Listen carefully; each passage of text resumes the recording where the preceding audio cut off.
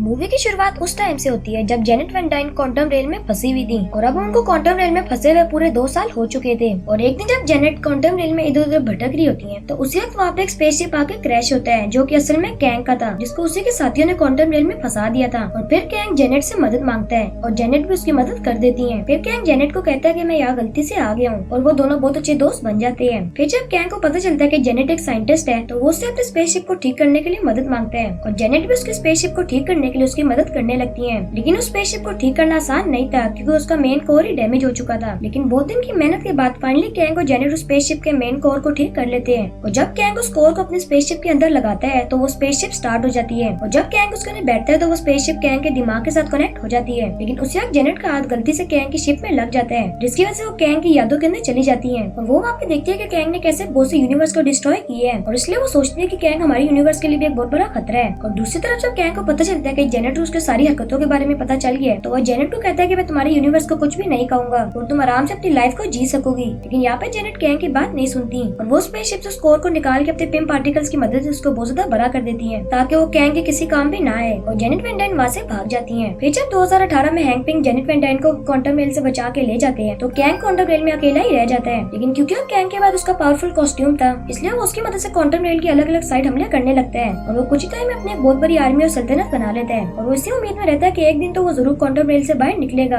दूसरी तरफ हम लोग स्कॉट यानी एंटमैन की फैमिली को देखते हैं जो कि अब बहुत ज्यादा खुश थी और अब स्कॉट की बेटी कैसी भी बड़ी हो चुकी थी और वो भी लोगों की मदद करती थी और कैसे साथ साथ क्वांटम रेल के बारे में स्टडी भी कर रही थी। और एक दिन वो अपनी इस नॉलेज की मदद से एक सैटेलाइट को बनाती है जिसकी मदद से वो क्वांटम रेल पे सिग्नल्स को भेज सके। और जब वो अपने सारे फैमिली मेंबर को अपनी इन्वेंशन के बारे में बताती है तो वो सारे उसको टेस्ट करने का कहते हैं और फिर कैसे वो सैटेलाइट की मदद से क्वांटम रेल में सिग्नल को भेज देती है। लेकिन जब जेनेट को इस सब के बारे में पता चलता है तो वो घबराते हुए कैसी को कहती है कि इसको बंद करो। लेकिन अब बहुत देर हो चुकी थी क्योंकि दूसरी तरफ क्वांटम रेल में कैंग ने इस सिग्नल को डिटेक्ट कर लिया था और वो एक पोर्टल के जरिए इन सबको क्वांटम रेल में खींच लेता है। फिर हम लोग क्वांटम रेल के खूबसूरत नजारे को देखते हैं और एक तरफ कैसियो स्कॉट फ्रीडम फाइटर्स के किंगडम में टेलीपोर्ट हो जाते हैं और होप जेनेट और हैंक पिंग क्वांटम रेल के किसी अननोन साइड में टेलीपोर्ट हो जाते हैं और वो कैसियो स्कॉट को ढूंढने के लिए क्वांटम रेल में इधर उधर जाने लगती है। फिर जेनेट अपने पुराने दोस्त क्राइलर के पास जाती है लेकिन अब क्राइलर कैंग का एक साथी बन चुका था लेकिन वो उन तीनों को इसके बारे में नहीं बताता। फिर जब क्राइलर को पता चलता है कि कैंग जेनेट को ही ढूंढ रहे हैं तो वो उन तीनों को पकड़ने की कोशिश करते हैं लेकिन वो तीनों उसको मार के उसके स्पेसशिप लेके वहाँ से भाग जाते हैं। और फिर जेनेट होप और हैंक पिंग को कैंग के बारे में सब कुछ बता देती है। और फिर दूसरी तरफ हम लोग देखते हैं कि कैसी और स्कॉट जब फ्रीडम फाइटर से बात कर रहे होते हैं तो उसे वहाँ पे कैंग के करीबी साथी मोडॉक हमला कर देते हैं जो कि असल में एंटमैन का विलन येलो जैकेट था जो कि अब कैंग के साथ मिल चुका था। फिर मोडॉक उन सबको पकड़ के कैंग के किंगडम में ले जाता है जहाँ पे कैंग स्कॉट को स्कोर को छोटा करने के लिए कहता है। लेकिन पहले तो स्कॉट ऐसा करने के लिए मना कर देता है लेकिन जब कैंग उसकी बेटी को मारने की उसको धमकी देता है तो स्कॉट ऐसा करने के लिए राजी हो जाते हैं। फिर स्कॉट उस बड़े से कोर के पास चला जाता है लेकिन जब वो उसके पास पहुंचता है तो स्कोर की पावर की वजह से उसके बहुत से क्लोन्स बन जाते हैं जो सब मिलकर स्कोर को छोटा करने की कोशिश करते हैं लेकिन वो ऐसा नहीं कर पाते।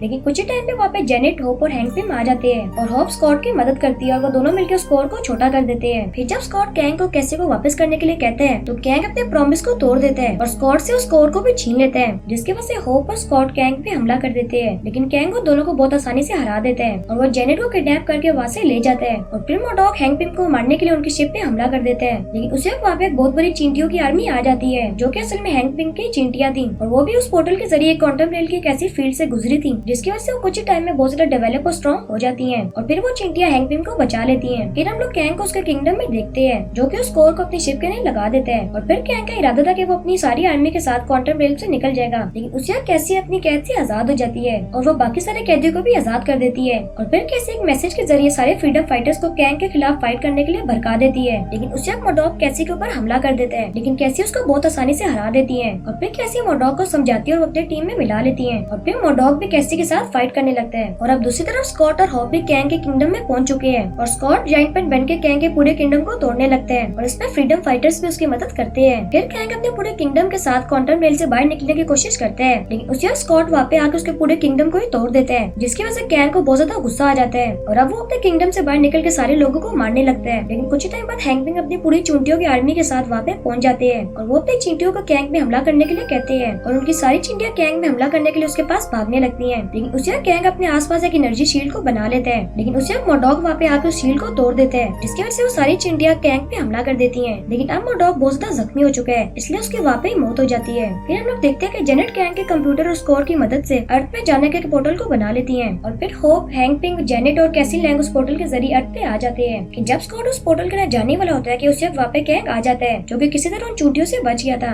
और कैंग भी उस पोर्टल से बाहर निकलने की कोशिश करता है, लेकिन स्कॉट उससे फाइट करने लगता है और वो बहुत देर तक कैंग को वहीं पे रोके रखता है। लेकिन कैंग स्कॉट पे बहुत ज्यादा भारी पा रहा था, इसलिए स्कॉट अपनी दोनों तरह के पिम पार्टिकल्स की मदद से उस कोर को तोड़ने के लिए उसी पे हमला कर देते हैं। और जब कैंग ये सब कुछ देखता है तो वो उस पोर्टल की तरफ बहुत तेजी से भागने लगता है, लेकिन उसी वक्त वहाँ पे होप आके कैंग को एक लात मार के दूर फेंक देती है। फिर स्कॉट और होप मिलकर कैंग के साथ फाइट करते हैं और वो कैंग को उस अनस्टेबल कोर के अंदर फेंक देते हैं और वो कोर उस वक्त ब्लास्ट हो जाते हैं, जिसकी वजह से कैंग की वही मौत हो जाती है। फिर स्कॉट और होप भी उस पोर्टल के जरिए अर्थ पे आ जाते हैं और इसी हैप्पी एंडिंग के साथ ही मूवी एंड हो जाती है।